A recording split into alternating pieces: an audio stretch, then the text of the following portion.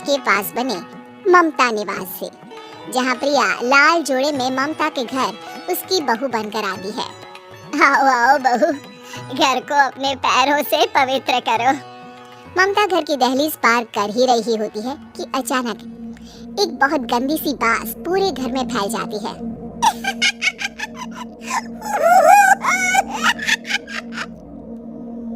ये बदबू और ये आवाजें, ये कौन हंस रहा है माँ? अब ये पड़ोसी ना हमारे थोड़े अलग से है। कहाँ हम शाकाहारी और ये मांस मच्छी खाने वाले। छोड़, तू ध्यान मत दे और गृह प्रवेश कर। और हाँ बहू, अपनी सास की एक बात हमेशा याद रखना, इन पड़ोसियों से तो कभी बात नहीं करेगी। अच्छे लोग नहीं है ये। अपनी सास की ये बात मानेगी ना बेटा? हाँ माँ, जो आपकी मर्जी, मैं उनसे बात नहीं करूंगी। अगले दिन प्रिया अपनी पहली रसोई बनाने रसोई घर में जाती है। ये छोटी बात तो नाक में जा रही है। एक काम करती हूँ, खिड़की खोल देती हूँ। प्रिया खिड़की खोलने जाती है। इतने चाले, लगता है इस खिड़की को कभी खोला ही नहीं गया। पर ऐसा क्यों? ओह, नॉनवेज की स्मेल आती होगी ना। 2 मिनट के लिए खोल लेती हूँ, फिर बंद कर दूंगी। प्रिया खिड़की खोलती है। खिड़की खोलते ही उसकी नजर सामने वाले घर की खिड़की पर पड़ती है, जहाँ एक लड़की खड़ी होती है। हाथों में मेहंदी, लाल रंग की साड़ी, बिल्कुल सजी धजी, मानो प्रिया की तरह ही वो भी नई नवेली बहू हो। वो प्रिया को देखकर मुस्कुराती है। हे भगवान, माँ ने तो इनसे बात करने को मना किया था।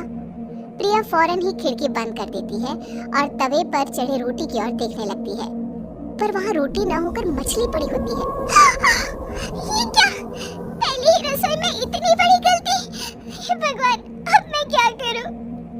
प्रिया बहुत डर जाती है और फौरन रसोई की सफाई करने और फिर सभी के लिए खाना बनाने लग जाती है।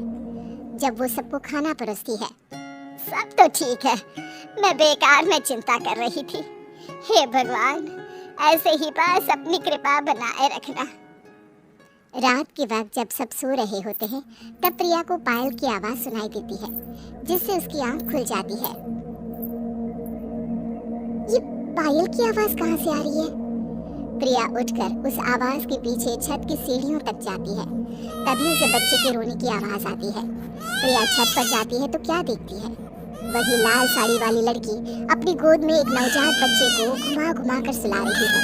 तभी प्रिया की नजर उसके पेट पर पड़ती है। ओह गॉड, ये तो प्रेग्नेंट भी है। सुनिए, बच्चा सो नहीं रहा है क्या? मैं कुछ मदद करूं?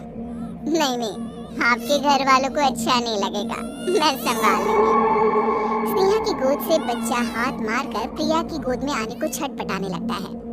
दोनों घर अगल बगल में बने होने के कारण प्रिया उस बच्चे को गोद में ले लेती है। प्रिया के पास आते ही वो सो जाता है। बच्चे का वो स्पर्श रात भर प्रिया भूल नहीं पाती और अगली सुबह वो छत पर कपड़े सुखा रही होती है। तभी उसे एक औरत इशारा करके बुलाती है। स्नेहा कह रही थी बाबू तुम्हारी गोद में आते ही सो गया। मैं गौरी, स्नेहा की माँ हूँ। बहू, घर आना, बाबू को खिला भी लेना।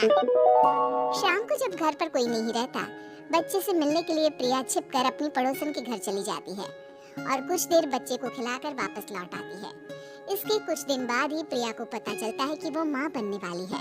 ममता की खुशी का ठिकाना नहीं रहता।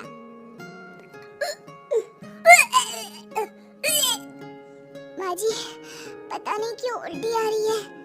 प्रिया भागती हुई वॉशरूम में जाती है तो हरी और लाल रंग की उल्टी करती है। उस उल्टी में से कीड़े निकलते हैं। ये क्या? खून और ये कीड़े! माँ! माँ! प्रिया की आवाज सुनकर ममता दौड़ कर आती है, पर बेसिन में कुछ नहीं होता। प्रिया हक्की बक्की रह जाती है। ये सब क्या हो रहा है? प्रिया घबरा जाती है और अपने कमरे में जाकर सो जाती है। डर के कारण वो इतनी थक जाती है कि उसकी आंख लग जाती है। तब उसे ऐसा लगता है उसके पेट पर मानो कोई बैठा हुआ हो। कौन हो? प्रिया के पेट पर एक 5 महीने की बच्ची बैठी हुई थी, जो बुरी तरह जली हुई थी। माँ, तुम ही मुझे लाई ना अपने पेट में? मैं तुम्हारी माँ नहीं हूँ। कौन हो तुम? माँ, देखो मैं जल गई बुरी तरह से। 6 महीने लेने को भी मुझे नहीं मिला। सुला दो ना माँ। बचाओ! बचाओ! माँ! ममता दौड़कर कमरे में आती है। प्रिया की बातें सुनकर वो सब समझ जाती है। तू कहीं बगल वाले घर में तो नहीं जाकर आई ना बहू? मुझे माफ कर दो, मैं गई थी माँ। उस घर में सब मरे हुए हैं बहू। कई साल पहले स्नेहा उस घर में बहू बनकर आई थी।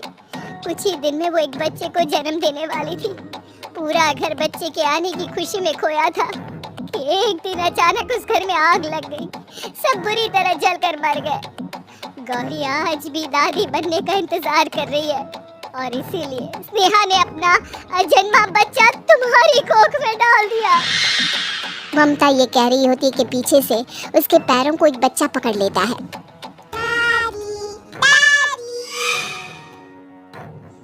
माँ, स्नेहा की गोद में यही बच्चा था। ये बच्चा कौन है फिर? तेरी मौत है। तेरी भी दादी। जिस चीज का ममता को डर था वही हो गया। ममता निवास के ऊपर मौत ने चादर बिछा दी थी। प्रिया का पेट ऐसे बढ़ जाता है मानो 9 महीने का हो। 2 हाथ उसके पेट से बाहर निकलते हैं। बहू, संतोष को फोन कर, किसी पंडित जी को बुला बहू। प्रिया का पति भागता हुआ घर आता है। ये तो होना ही था माँ। तेरा पाप तेरे सामने आ गया तो तू सह नहीं पा रही है। स्नेहा घर में आग लगी नहीं थी, माँ ने लगाई थी प्रॉपर्टी की लालच में। और वो बच्चा मेरी पहली पत्नी का बच्चा है, मेरा बेटा, जो कि उस आग की चपेट का शिकार हो गया था। मैंने तुमसे ये सब माँ के कहने पर छुपाया था। मुझे माफ कर दो प्रिया। तुम अगर चाहो तो यहाँ से जा सकती हो। मैं तुम्हें किसी भी बंधन में रखना नहीं चाहती। मेरी शादी हुई है आपसे, मैं आपको छोड़ नहीं सकती, पर उससे पहले हमें स्नेहा, उसकी माँ और बच्चे की आत्मा की शांति करवानी होगी। संतोष और ममता गौरी के घर जाते हैं। अंदर सब कुछ जला हुआ होता है। जमीन पर जली हुई लाशें बिखरी हुई थी। ममता रो रो कर अपनी करने की माफी गौरी से मांगती है।